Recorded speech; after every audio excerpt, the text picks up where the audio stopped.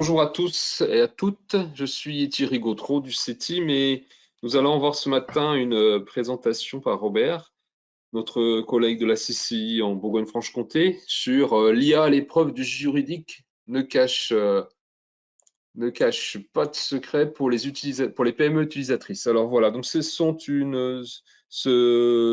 atelier, hein, c'est comme ça qu'on l'appelle, fait partie d'une série d'ateliers qui sont organisés dans le cadre d'une action en Bourgogne-Franche-Comté qui s'appelle Dedicated.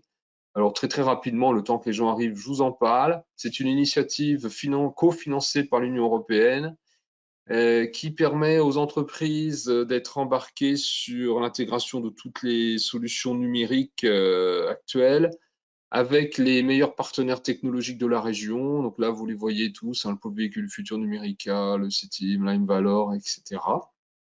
Très rapidement, si vous nous rejoignez, vous pouvez bénéficier déjà dans les premières étapes de la venue d'experts dans vos entreprises sans engagement financier et par la suite des travaux autour de la donnée pour développer des solutions d'intelligence artificielle autour de vos offres clients, autour de vos machines, autour de vos produits. Donc ça, c'est le parcours à la gauche. La digitalisation de la production, clairement, comment exploiter mes données de production et installer des solutions de mesure, de capteurs, d'amélioration en vue d'améliorer mes procédés, mes contrôles, etc. Il y a aussi un parcours pour vous aider au financement pour les investissements et le tout supporté par une démarche cybersécurité, un diagnostic et le plan d'action pour vous permettre de sécuriser cette techno-là. Voilà. Alors, il y a une série d'ateliers. Donc là, nous en sommes à celui du 12 avril en bas à gauche, hein, mais il y en a plusieurs autres auxquels vous pouvez vous inscrire qui parleront notamment de la cybersécurité le 17 mai. Le 31 mai, nous avons quelque chose sur la manière rapide et simple de connecter vos appareils de mesure dans les ateliers pour éviter de recopier les valeurs à la main. Voilà, essayez de faire en sorte d'aider vos opérateurs dans les ateliers. Et puis les autres, je vous les laisse redécouvrir, mais il y a des choses notamment sur la 5G industrielle, sur l'assistance cognitive, sur les tableaux de bord, sur les contrôles. Donc là, nous allons partir pour je pense, une heure de présentation. Vous pouvez poser des questions dans le chat, nous y répondrons à la fin. Il est prévu que ça se termine au maximum à midi. Et je vais passer la parole à Robert, qui va vous faire une présentation sur l'IA à l'épreuve du juridique. Alors, je vais mettre en pause l'affichage de mon écran. Essayer de faire ça correctement. Désigner un autre participant, Robert, comme présentateur. Voilà, Robert. Voilà, Robert, nous voyons ton écran. Je te laisse la parole. Alors, vous voyez mon écran. Oui, Est-ce que vous voyez ma présentation? oui, Parce que moi, je ne la vois pas, ce qui est un petit peu oui, oui, embêtant. oui, c'est bon. C'est bon, c'est bon. Oui, sauf que moi, je ne la vois pas, donc je ne sais pas où j'en suis, ce qui est un peu pas très pratique. Alors, voyons voir. Voyons voir, voyons voir, voyons voir. Où est-ce que je vais pouvoir… Attendez, je sais ce qu'on va faire. Tac. Voilà. Bon, alors, bonjour à tous et à toutes. Donc, je suis Robert Guillon, je suis responsable juridique de la CCI Bourgogne-Franche-Comté. Par ailleurs, j'accompagne les entreprises sur un certain nombre d'aspects juridiques dans le cadre du pôle Enterprise Europe Network, qui est un pôle de la CCI Bourgogne-Franche-Comté et qui est donc partie prenante au Hub Digital Dedicated. Et c'est dans cet objectif, enfin plutôt c'est dans ce cadre-là que j'interviens aujourd'hui pour vous présenter ce qui n'est encore qu'un projet, à savoir donc le projet de règlement sur l'encadrement de l'intelligence artificielle qui est actuellement discuté au sein des institutions de l'Union européenne. Alors, en guise de présentation, je vous ai mis, pour introduire le sujet, cette image qui est très connue, qui est une image qu'on nous présente comme étant produite par une IA générative. Pour ceux qui ne la connaissent pas, comment dirais-je, je vous recommande de reculer votre siège d'à peu près 1 mètre, juste une seconde, afin de voir effectivement ce que cette image nous dit de ce que pourrait être l'intelligence artificielle. Évidemment, cette image, elle a quelque chose d'un un peu caricatural, parce qu'elle a été créée spécifiquement pour montrer un des risques que pourrait éventuellement générer l'intelligence artificielle. Bien évidemment, tout ça, c'est de la communication de grand public. On n'est, Dieu merci, pas sur ce terrain-là, mais enfin, c'est intéressant justement comme introduction parce que ça cristallise un petit peu toutes les peurs et toutes les angoisses qui sont générées à tort ou à raison par l'intelligence artificielle. Et ce sont bien ces, comment dirais-je, ces peurs que le projet de règlement sur l'IA souhaite contrer, en l'occurrence. Alors, la première définition qu'on peut donner, c'est donc comment dirais-je? Ah, voilà, dis pas que je suis. Voilà. C'est la définition, décidément, la définition donc qui est donnée par le règlement européen, par le futur règlement européen. J'aimerais bien me débarrasser de quelque chose qui me gêne beaucoup dans ce système, qui m'empêche de. Voilà, c'est vrai. Voilà. Donc, alors, la définition de l'intelligence artificielle qui nous est donnée par ce projet de règlement européen, qui nous dit que l'intelligence artificielle désigne la possibilité pour une machine, décidément, la possibilité pour une machine de reproduire des comportements liés aux humains tels que le raisonnement, la planification et la créativité. L'IA permet à des systèmes de percevoir leur environnement, de gérer ses perceptions, résoudre des problèmes et entreprendre j'arrive pas à lire là, pour atteindre un but précis. L'ordinateur reçoit des données déjà préparées ou collectées via ses capteurs, une caméra par exemple, les analyse et réagit. Donc, la définition qui est donnée est une définition là-dessus, et ça c'est très important de le comprendre, qui est une définition qui n'est pas une définition scientifique, parce que le règlement a un objectif, c'est de donner un cadre juridique à quelque chose qui n'est pas juridique à la base. L'intelligence artificielle est une technologie qui se développe très très vite, c'est une technologie qui est neuve, et à cet égard, il est relativement difficile d'arriver à donner une définition juridique à une technologie. Donc, travaillant avec un certain nombre de ressources, des spécialistes, des experts, etc., les juristes de l'Union européenne ont essayé de donner une approche juridique à la notion d'intelligence artificielle. Alors, ça vaut ce que ça vaut, mais c'est néanmoins nécessaire parce qu'il faut bien quand même pouvoir, si on veut pouvoir en quelque sorte limiter les impacts négatifs de cette technologie qu'est l'intelligence artificielle, il faut bien effectivement essayer de la définir selon, j'allais dire, des critères juridiques qui soient indiscutables. Alors, comme je vous le disais, cette définition, elle est loin d'être parfaite, mais elle a l'avantage de donner, comment dirais-je, une définition relativement large, parce qu'il y a aussi un autre aspect, c'est qu'effectivement, il faut que ces définitions soient suffisamment larges pour intégrer les notions, les technologies d'intelligence artificielle telles qu'on les connaît maintenant, et puis telles qu'on va les développer dans l'avenir.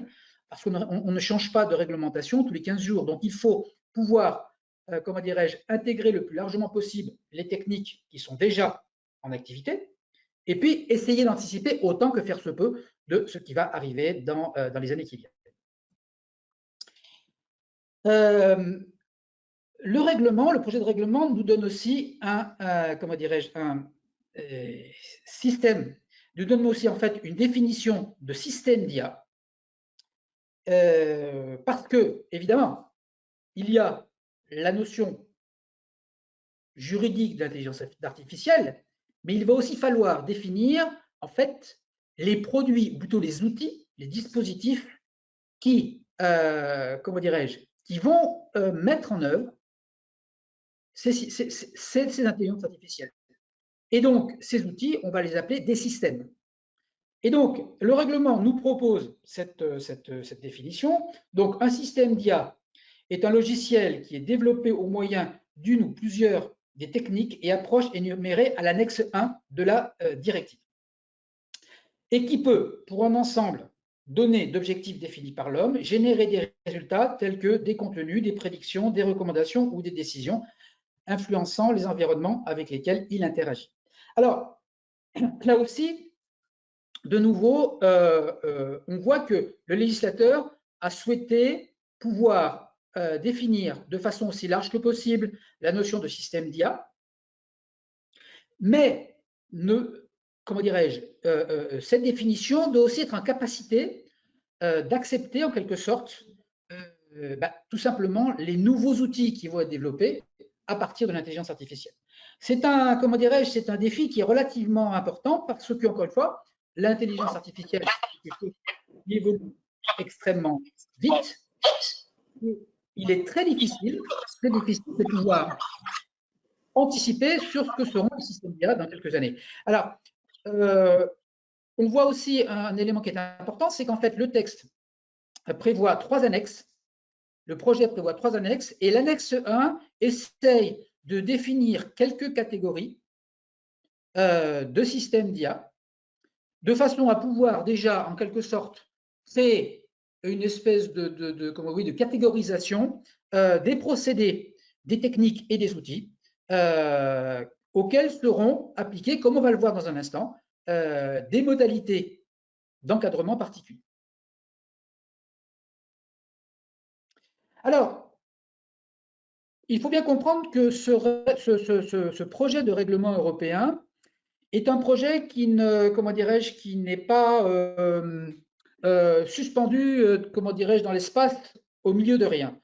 En fait, il s'intègre dans un dispositif qui a pour objectif de permettre en quelque sorte l'évolution future des pratiques et donc, de fait, l'évolution aussi des réglementations qui vont s'appliquer à la mise en œuvre de l'IA. Il faut bien comprendre que par rapport à d'autres concepts qui ont été réglementés ces dernières années, qui sont d'ailleurs des concepts tout à fait, qui sont, j'allais dire, connexes à l'IA, on est dans un contexte particulier dans la mesure où, pour une fois, et c'est suffisamment rare pour pouvoir le souligner, eh bien, la réglementation est élaborée au démarrage de la, comment dirais-je, de la technologie.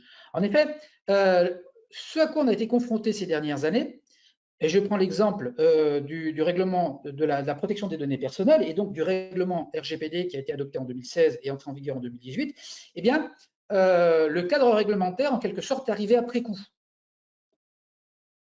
La conséquence de cette situation, c'est que nous avions un dispositif qui était, comment dirais-je, un dispositif, plutôt des pratiques qui étaient déjà en œuvre depuis des années, aussi bien dans le cadre des entreprises, des administrations et autres, et une réglementation finalement qui devait en quelque sorte encadrer quelque chose, un dispositif qui fonctionnait finalement, qui fonctionnait normalement.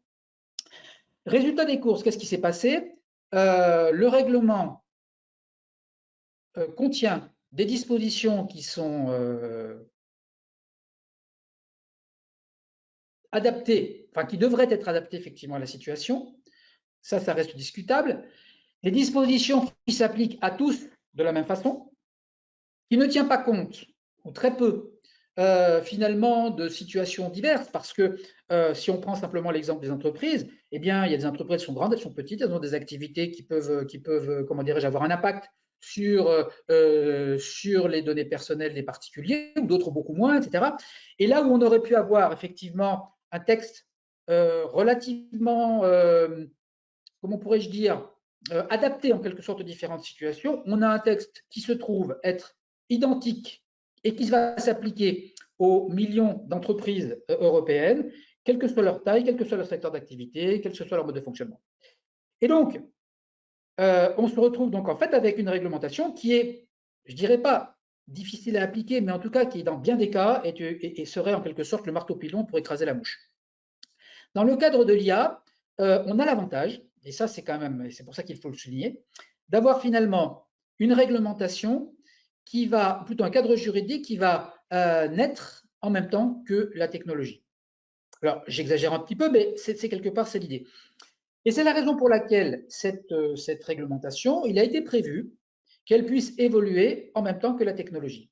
C'est la raison donc pour laquelle il y a un dispositif assez complet qui a été mis en place par l'Union européenne pour pouvoir à la fois surveiller en quelque sorte les pratiques qui vont être mises en œuvre, qui vont être développées dans les années qui viennent, et en particulier faire évoluer la réglementation de façon à ce qu'elle soit toujours adaptée aux besoins et aux risques présentés par l'évolution de l'intelligence artificielle.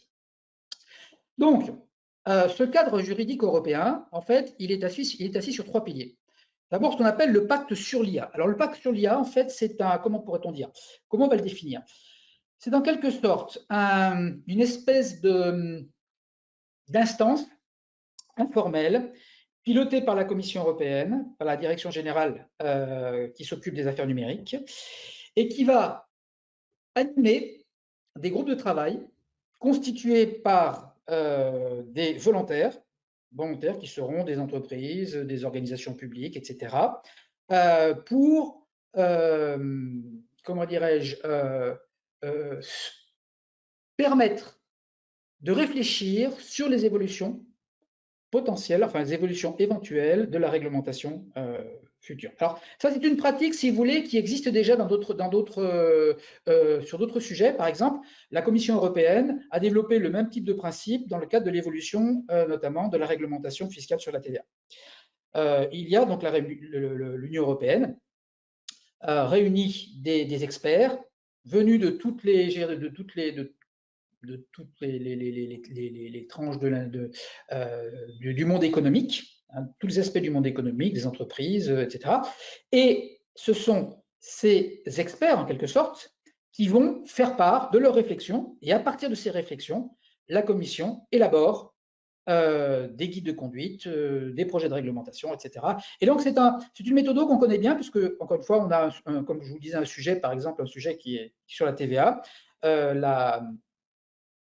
La Commission européenne a créé donc en fait le groupe d'experts de la TVA depuis 1997 et ça fonctionne très bien. Ça permet en quelque sorte d'avoir une approche qui ne soit pas totalement institutionnelle et qui tienne compte justement des attentes des différentes parties prenantes en fait de la société et surtout de l'économie. Donc ça, c'était le premier pilier. Le second pilier, c'est l'Office européen de l'IA. Alors, cet Office européen est tout récent puisqu'il a été créé en février 2024. C'est un centre d'expertise et ce centre d'expertise qui est donc piloté par la Commission européenne. On a déjà un exemple, hein, puisqu'en fait, la Commission a créé sur une base à peu près similaire ce qu'on appelle l'OHMI, qui est l'Office des marques de l'Union européenne, après la création donc de la marque européenne.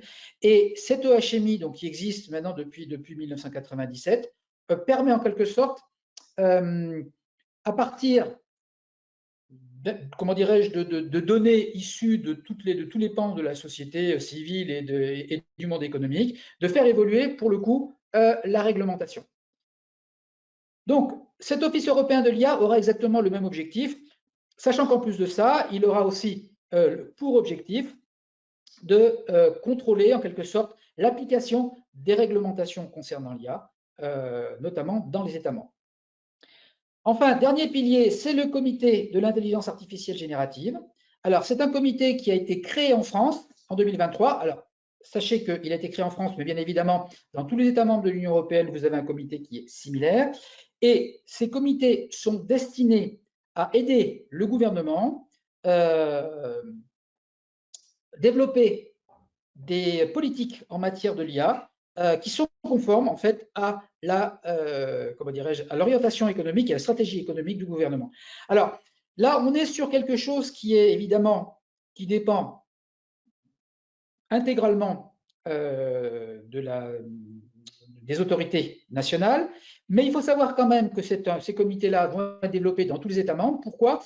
Parce que il est nécessaire, du fait du fonctionnement institutionnel de l'Union européenne, que les États membres soient aussi représentés et puissent avoir voix au chapitre en matière de stratégie nationale de développement de l'intelligence artificielle.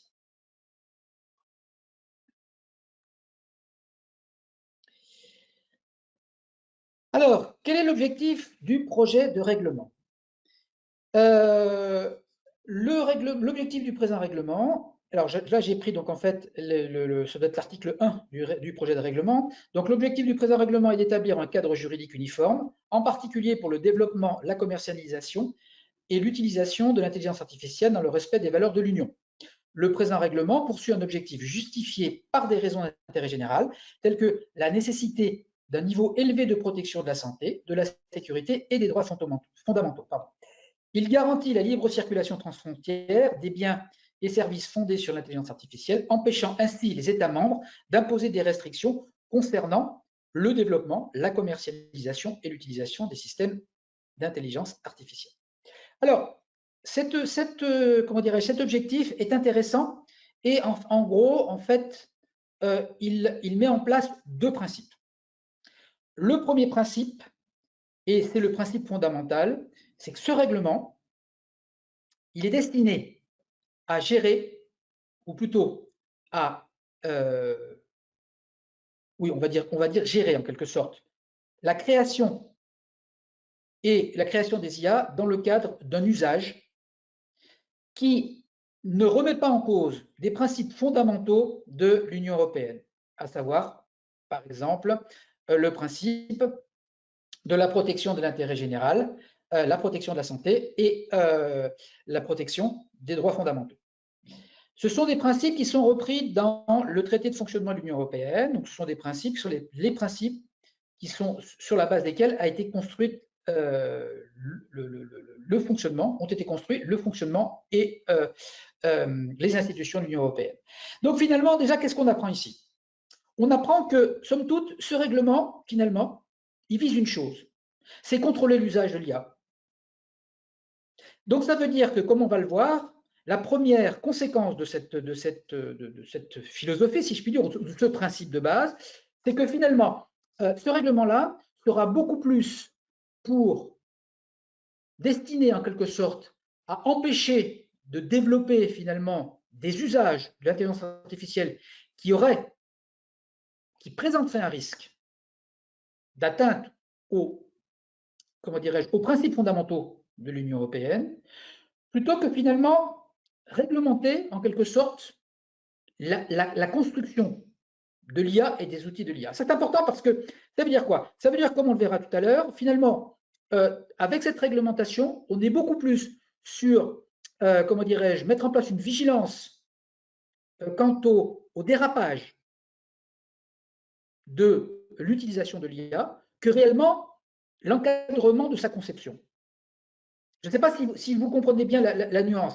Ça veut dire, grosso modo, ça veut dire quoi? Ça veut dire que si effectivement vous avez une IA, comme on va le voir, qui rentre dans les clous, c'est-à-dire qui n'est pas destinée en quelque sorte à des pratiques qui sont limitatives, par ailleurs, on va le voir, ce sont des pratiques limitatives. Eh bien, si cette IA n'est pas destinée à entrer dans le cadre de pratiques qui sont interdites par la réglementation, eh bien, finalement, l'opérateur économique, le fabricant de l'IA, le constructeur de l'IA, eh bien, il fera ce qu'il voudra.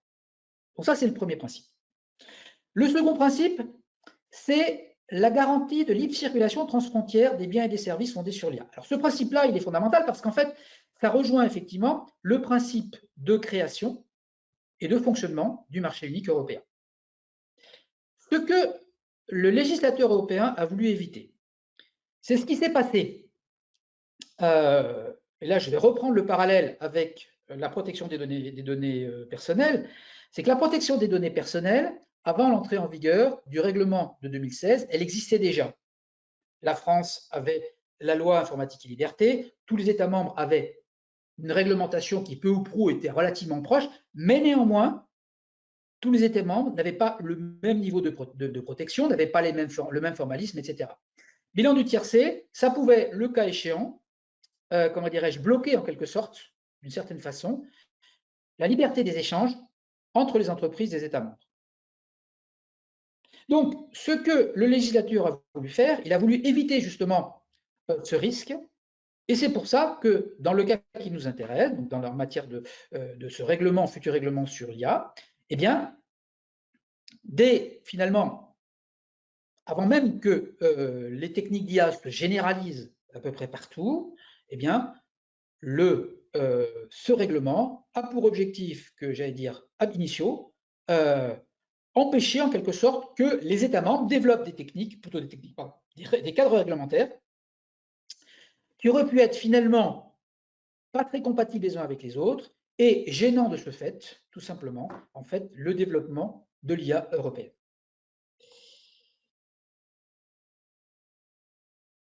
Alors, comme je vous le disais à l'instant, le premier principe fondamental, c'est encadrer les usages de l'IA.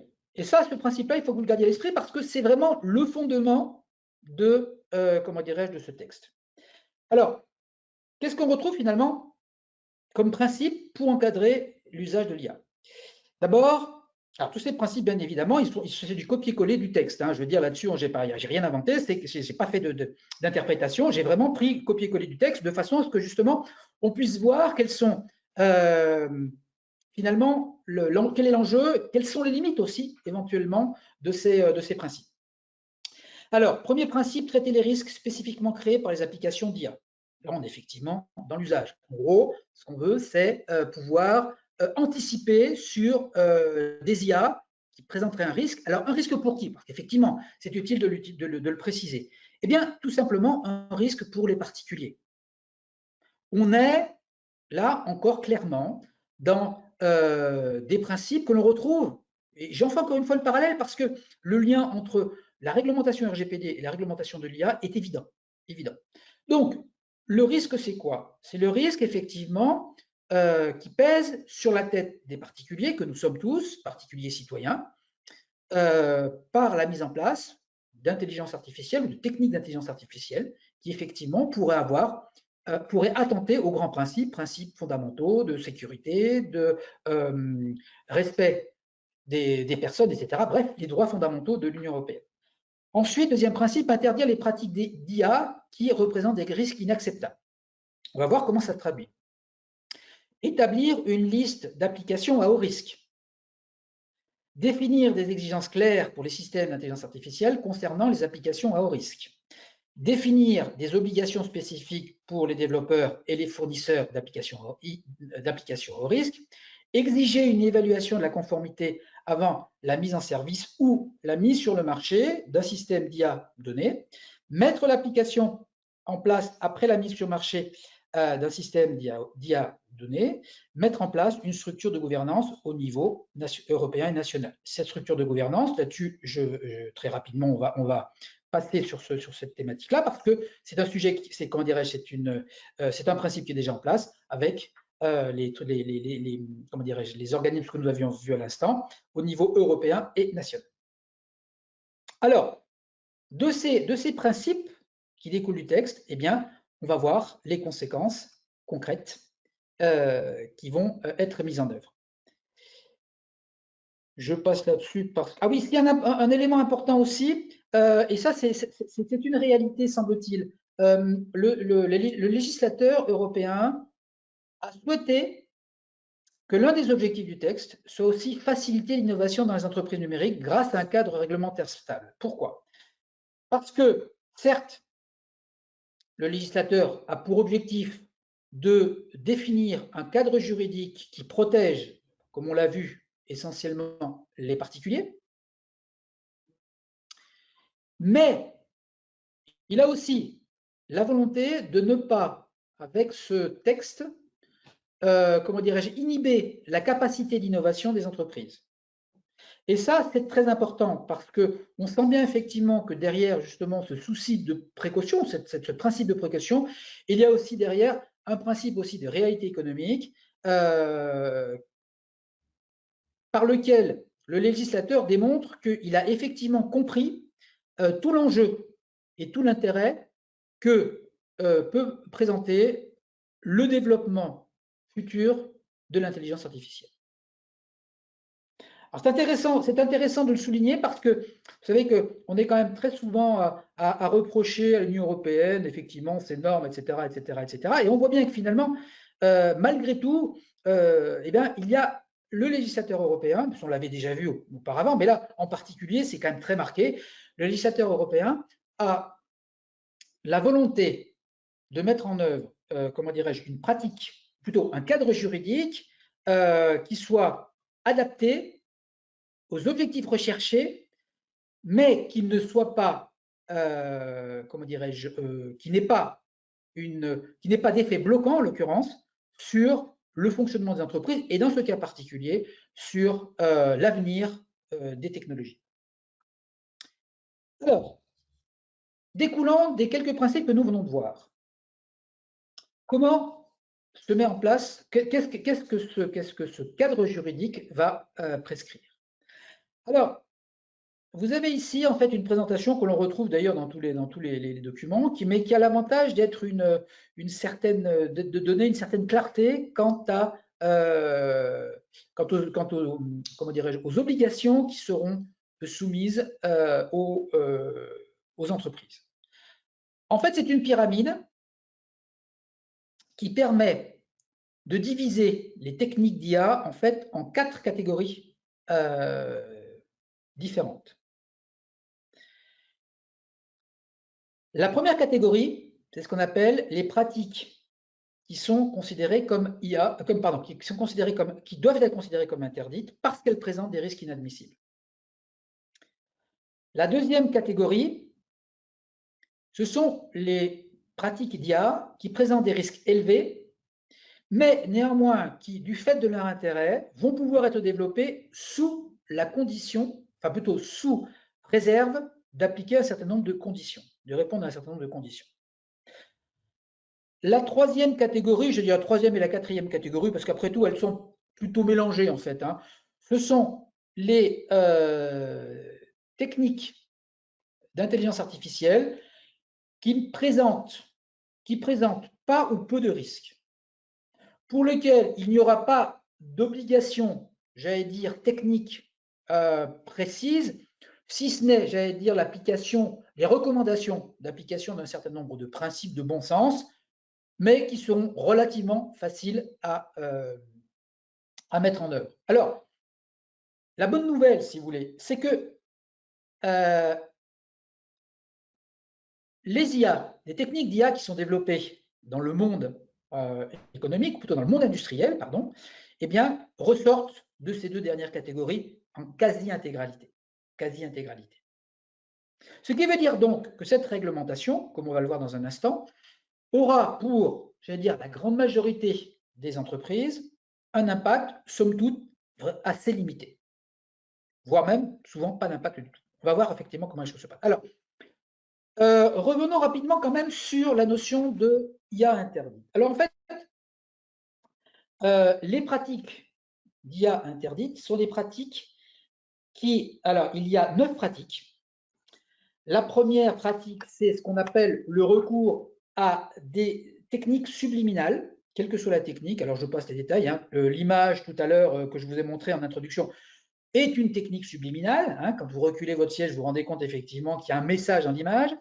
Mais ça peut être effectivement tout type de technique subliminale dans les images animées, les sons, etc. Enfin bref, j'en passe, c'était meilleur.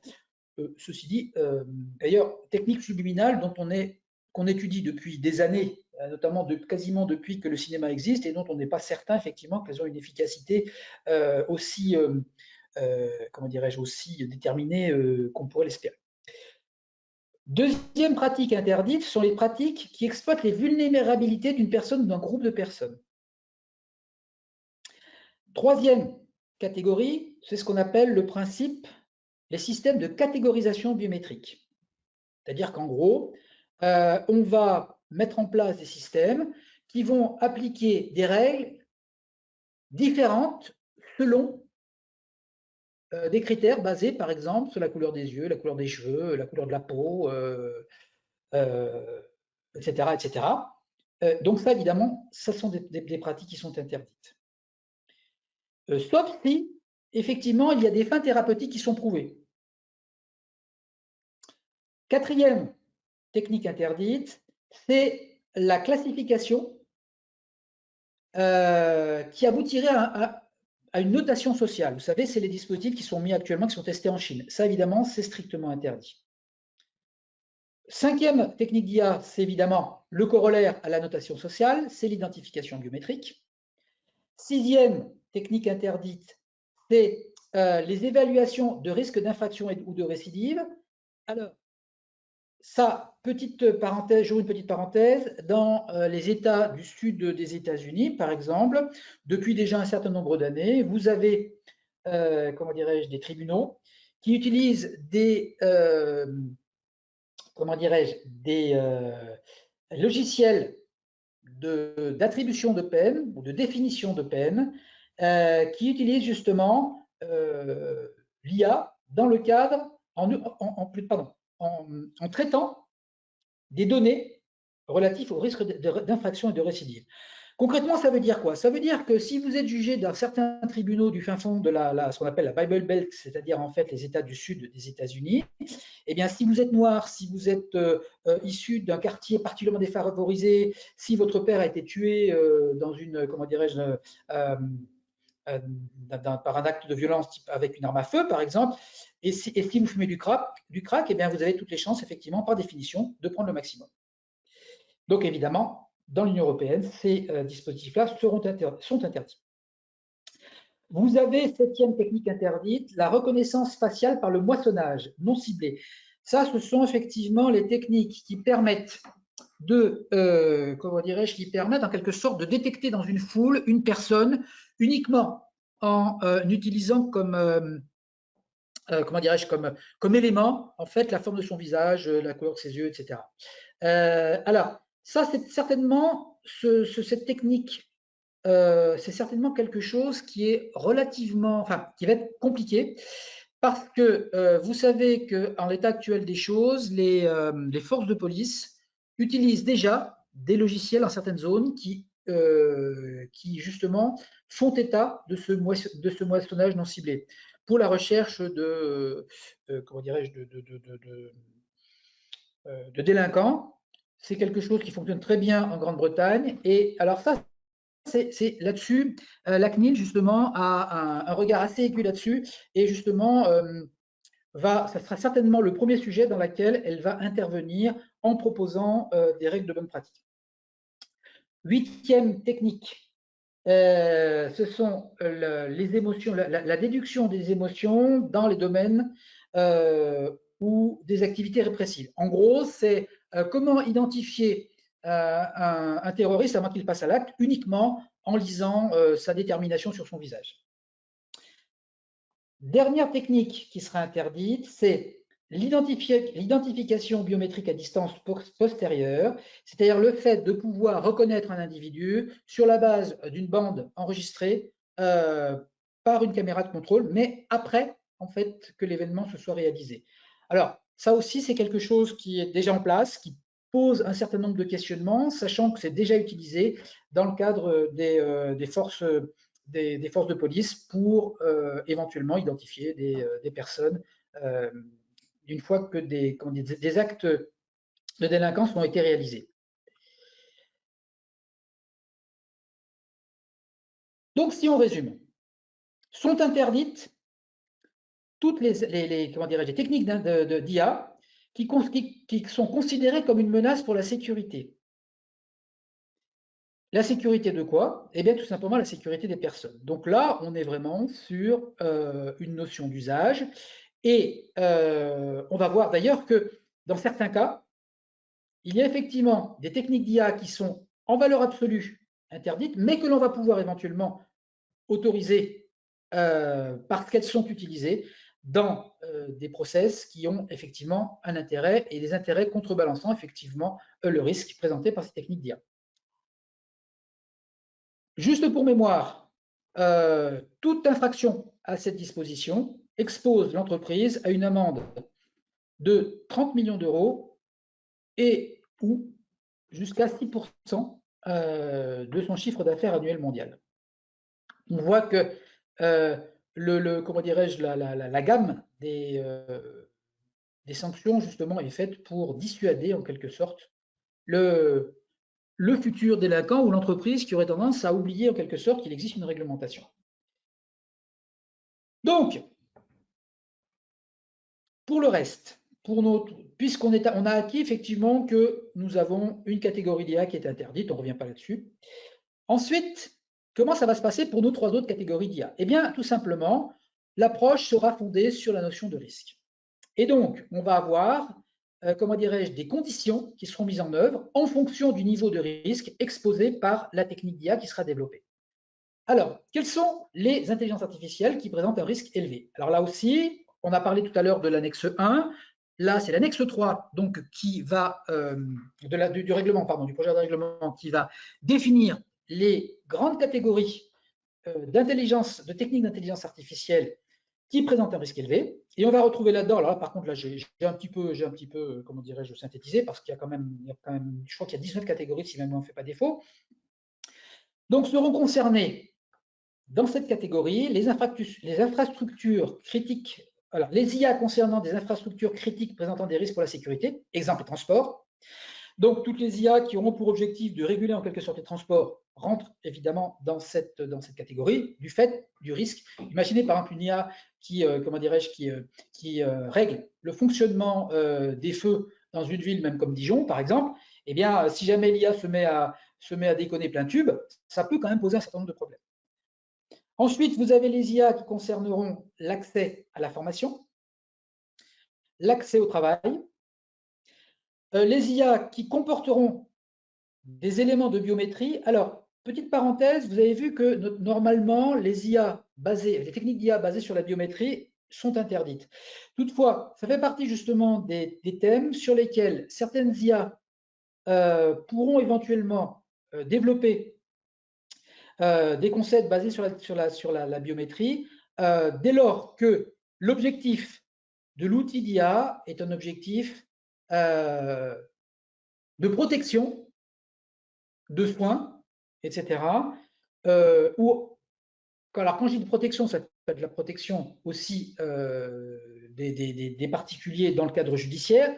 Et dès lors qu'on va démontrer que le fabricant va pouvoir démontrer effectivement que les avantages développés par cet outil d'IA, en fait, compense en quelque sorte les risques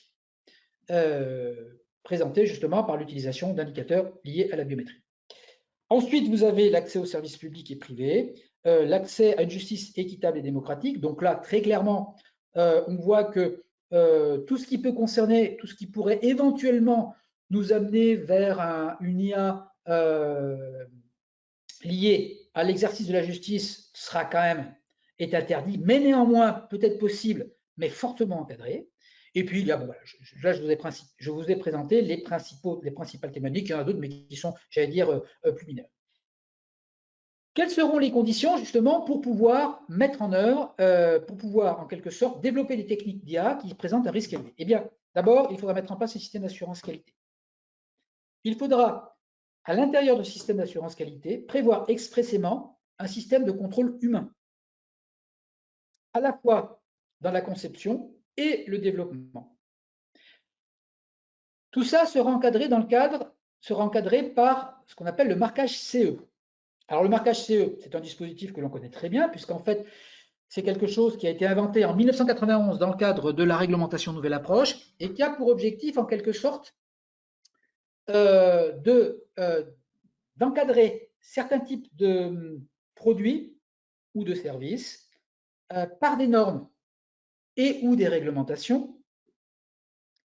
À la base, c'était destiné justement à ce qu'il ne puisse pas y avoir d'opposition entre les États membres quant à la circulation de produits. Alors, par exemple, vous avez un marquage CE pour les jouets, et donc le marquage CE a été mis en place justement pour que, notamment, l'aspect sécurité des jouets ne soit pas un prétexte pour que les États membres bloquent les jouets fabriqués dans d'autres États membres au prétexte que le niveau de sécurité ne serait pas suffisamment élevé, etc.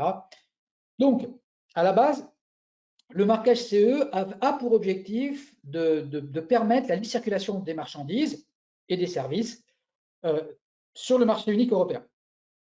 Là, dans le cadre qui nous intéresse, le marquage CE a un autre objectif. Évidemment, il y a cet objectif-là, c'est l'objectif fondamental.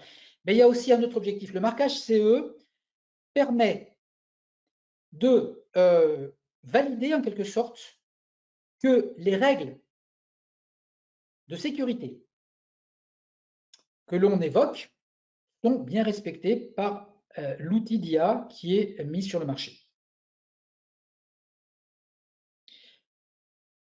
Dans ce cadre-là, et ce qui est intéressant, c'est que le système du marquage CE prévoit en quelque sorte des systèmes de contrôle. Alors, je vous passe les détails, mais disons qu'il y a plusieurs grades, en quelque sorte, de ce système de contrôle, d'autant que certainement vous êtes vous-même concerné par la mise en place du marquage CE et la reconnaissance mutuelle, ce qu'on appelle la reconnaissance mutuelle. Donc, il y a une gradation, en quelque sorte, des systèmes de contrôle. Le niveau le plus bas, qui est le niveau majoritaire, en fait, c'est ce qu'on appelle l'auto-évaluation. C'est-à-dire que c'est l'entreprise qui définit qu'elle est conforme à la réglementation marquage CE, etc. Pas de problème.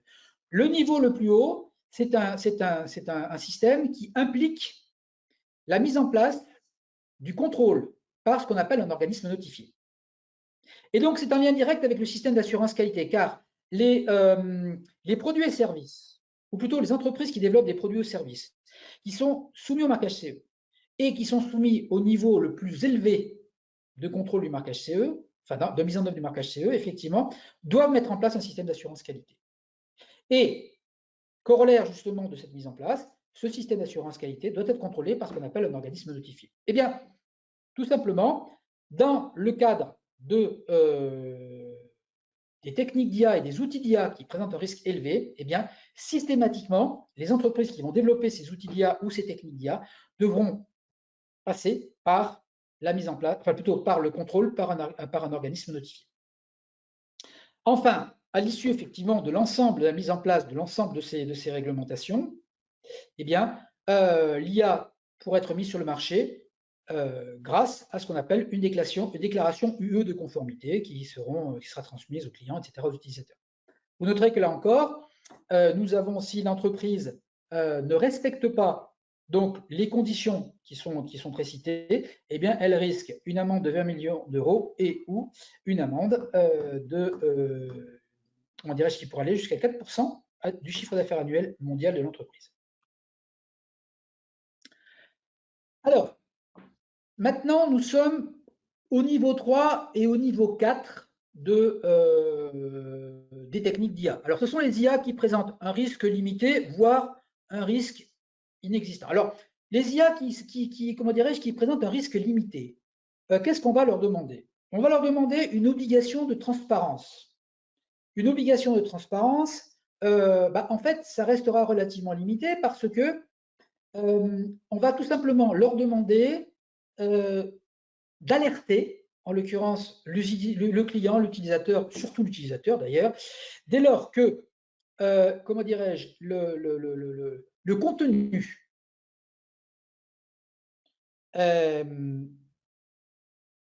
qui est présenté ou qui intègre de l'IA, en fait, est destiné à un humain. Et là, qu'est-ce qu'on va leur demander? On va leur demander tout simplement de préciser, dès lors que ce sera nécessaire, eh bien, tout simplement, par exemple, dans les échanges de type je téléphone, par exemple, au service technique d'Orange. En face de moi, j'ai un robot qui va me répondre. Je ne sais pas que c'est un robot parce qu'en fait, il a une voix particulièrement bien limitée. Eh bien, là, par exemple, on va exiger d'Orange, alors je prends un Orange, mais ça pourrait être n'importe quel autre opérateur téléphonique, bien évidemment, je pense à Orange, je pense que c'est le mien, mais peu importe, c'est le premier qui est mis à l'esprit. Eh bien, donc cet opérateur, comment dirais-je, cet humain, à un moment donné, la plateforme doit l'alerter en disant « vous allez être mis en contact avec un robot ». Idem concernant l'utilisation des IA génératives, c'est-à-dire les IA qui produisent des contenus audio, vidéo, texte. Alors, surtout, tout ce qui concerne les vidéos et les textes. N'oubliez pas qu'en fait, là, on peut très rapidement arriver dans le domaine du complotisme, etc. Là, il faudra impérativement qu'il y ait une mention comme quoi le contenu audio, le contenu vidéo, les textes générés, etc., sont générés artificiellement. Donc, là, on voit finalement que là, les objectifs sont relativement précis, hein, et que finalement, qu'est-ce qu'on va imposer aux entreprises qui sont dans ce cadre-là, qui vont utiliser ce type comment dirais-je, de technique d'IA? Eh bien, on va simplement leur demander d'être transparentes et donc d'informer. En plus, mais seulement si elles le souhaitent, on va les encourager à élaborer ce qu'on appelle des codes de conduite. Et là, on rentre dans un domaine qui va se développer fortement, c'est ce qu'on appelle l'IA éthique, ou plutôt l'éthique dans l'IA. Ça, c'est un domaine dont on sait que l'Union européenne souhaite développer les différents aspects, et c'est notamment une des raisons pour laquelle il y a ces différentes structures de niveau européen, c'est-à-dire le pacte d'IA et les différents comités qui vont aussi être là, et à mon avis, essentiellement là pour développer justement, finalement, des codes de conduite auxquels on va encourager l'adhésion des entreprises qui sont sur des IA présentant un risque limité. Dernière catégorie, donc c'est les IA présentant un risque inexistant, obligation de transparence. Ça veut dire quoi? Ben, ça veut dire qu'en fonction effectivement de, comment dirais-je, de l'analyse de risque que feront les entreprises qui vont développer des IA présentant un risque inexistant, eh bien, elles seront encouragées à mettre des mentions qui permettront effectivement de dire, ben voilà, tel service est développé avec de l'IA, etc. Ça restera de toute façon purement volontaire et en tout cas très limité, en tout cas en l'état actuel de ce que nous connaissons de la réglementation et de son application future. Alors, qui sera concerné? Là encore, on a plusieurs préoccupations. Évidemment, il y a les fournisseurs, il y a les utilisateurs, mais il y a aussi les importateurs. Pourquoi? Ben, tout simplement parce qu'il ne faudrait pas que comment dirais-je, les importateurs, plutôt, pardon, que les créateurs, les producteurs d'IA dans l'Union européenne subissent une concurrence déloyale de la part des fournisseurs qui sont établis hors Union européenne. Dès lors, les règles qui sont imposées aux utilisateurs ou aux créateurs dans l'Union européenne, eh bien, seront identiques, mais seront imposées effectivement aux dispositifs d'IA, aux techniques d'IA qui seront importées depuis les pays tiers, mais ce seront donc les importateurs qui seront soumis à des règles identiques. Alors, cette façon de faire est une façon de faire que l'on connaît depuis longtemps, puisqu'en fait, c'est les mêmes règles que l'on va appliquer, que ce soit concernant les réglementations relatives au marquage CE, machines, jouets, appareils à gaz, etc., etc., etc. Donc, c'est quelque chose que l'on sait très bien faire dans l'Union européenne. Et l'idée est vraiment de pouvoir développer en quelque sorte comment dirais-je, des systèmes, ou plutôt un encadrement qui mettent finalement tous les opérateurs économiques sur un pied d'égalité.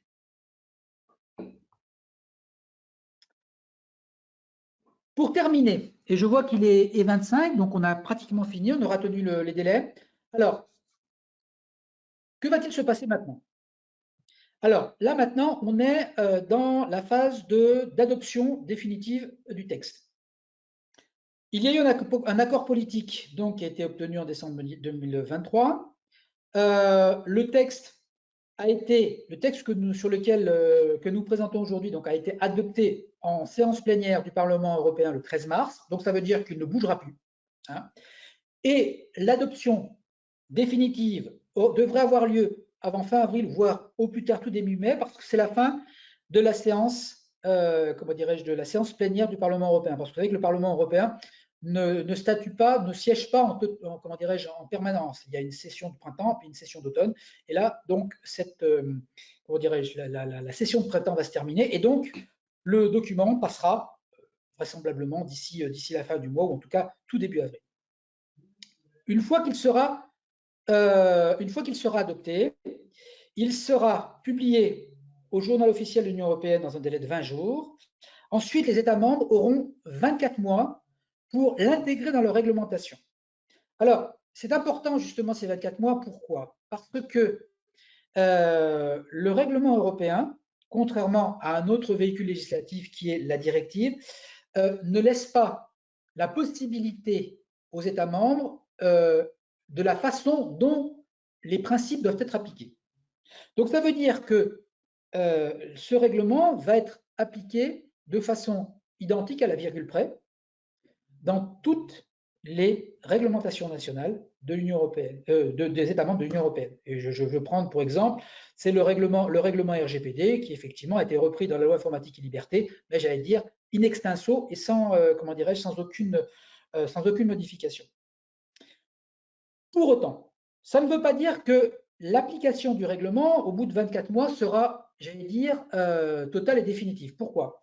Parce qu'en fait, ce règlement pour pouvoir être appliqué, va nécessiter la mise en œuvre d'un certain nombre de textes qui seront connexes, textes techniques, qui vont avoir pour objectif de permettre la traduction en termes industriels, si vous me permettez l'expression, des objectifs qui sont fixés par le dit règlement. Par exemple, la notion même de, comment dirais-je, de marquage CE implique plusieurs choses. D'abord, la définition d'un cadre réglementaire spécifique lié à la technologie. En lien avec cette réglementation, enfin plutôt avec ces textes techniques, il devra y avoir adopté ce qu'on appelle des normes harmonisées. C'est-à-dire des normes CE qui viennent en quelque sorte traduire en termes clairs pour les entreprises comment effectivement on doit traduire une réglementation. Ensuite, il va falloir définir des organismes notifiés. Vous savez, c'est ces organismes qui vont valider en quelque sorte le fait qu'une entreprise qui appliquerait, qui mettrait en œuvre en fait une IA ou qui développerait une IA à risque spécifique, en fait, a bien répondu aux conditions imposées par le règlement. Sauf que pour pouvoir désigner en quelque sorte ces organismes notifiés qui seront au niveau national dans tous les États membres, puisque chaque État membre désigne des organismes notifiés, eh bien, il va falloir passer un appel d'offres. Les organismes, comment dirais, les organismes certificateurs que nous connaissons en France, par exemple, qu'est-ce qui me vient à l'esprit, vous avez la PAV, vous avez, etc., des organismes comme ça, vont devoir se positionner pour répondre à cet appel d'offres et pour être, en quelque sorte, certifiés comme organismes notifiés. Donc, vous voyez que, finalement, entre l'entrée en vigueur, qui ne se fera pas avant 2 ans, donc on va dire 2024, 2026, courant 2026, eh bien, il y aura encore effectivement un délai nécessaire pour que tous les dispositifs techniques destinés à faciliter, ou plutôt tout simplement à traduire en termes opérationnels les objectifs du règlement, eh bien, il y aura encore un certain temps après ces 2 ans, parce que l'expérience montre, et cette expérience on l'a, parce qu'en fait, si vous voulez, chaque fois qu'il y a eu une nouvelle directive marquage CE, on a vu le temps qu'il fallait pour que opérationnellement ce soit actif, eh bien, on aura encore après ces 2 ans certainement un délai de plusieurs mois, peut-être même dans certains cas de plusieurs années, avant que réellement la réglementation soit opérationnelle. Pour autant, est-ce que ça veut dire qu'à partir du 1er janvier, pour faire calculer très large, à partir du 1er janvier 2027, on ne doit pas tenir compte de, comment dirais-je, de cette réglementation? La réponse est non.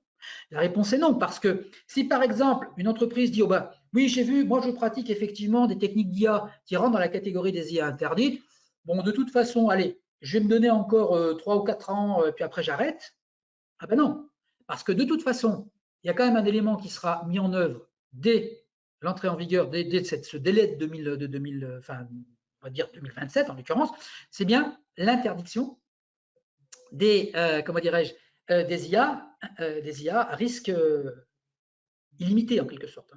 Donc ça veut dire qu'il va quand même falloir, à partir de l'entrée en vigueur, du délai d'entrée en vigueur, il va falloir effectivement quand même tenir compte du contenu des dispositions du règlement, déjà pour commencer en quelque sorte à envisager l'application concrète des dispositions qui sont prévues par ce règlement.